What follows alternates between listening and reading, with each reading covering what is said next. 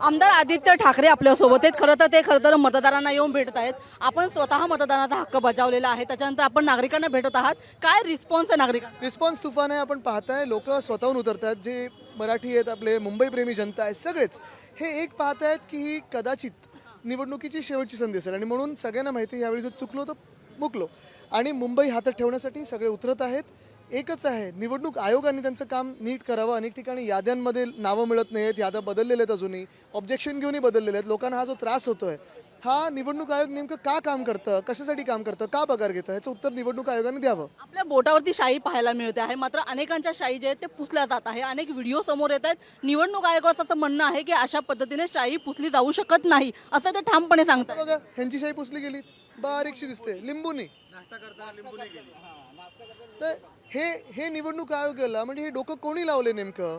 आणि हे मार्कर लावायचं डोकं म्हणजे काय खेळ वाटला का? आपण शाळेत ते खोटं खोटं करायचो ना, मतदान झालं तसं वाटतं का निवडणूक आयोगाला, की मुंबई महानगरपालिकेला वाटायला लागलं? मुंबईसह अनेक ठिकाणी ज्या ईव्हीएम मशीन आहेत त्या बंद पडण्याच्या घटना घडत आहे. सातत्याने नागरिक जे ते खोळंबलेले आपल्याला पाहायला मिळतात. तासन तास हा सगळा गोंधळ काय आहे? हेच मी विचारतो ना, निवडणूक आयोग का काम करतं, कशासाठी पगार घेतं?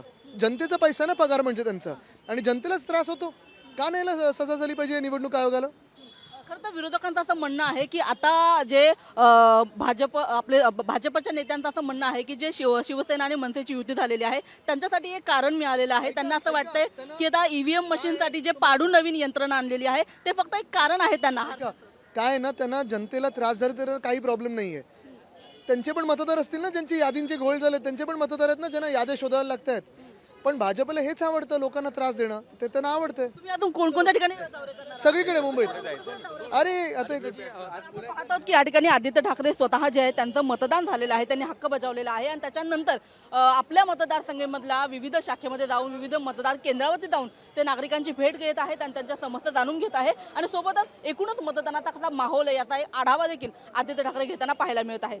कॅमेरामन विक्रम सावंतसह मी रुपाली बडवे, साम टीव्ही, मुंबई.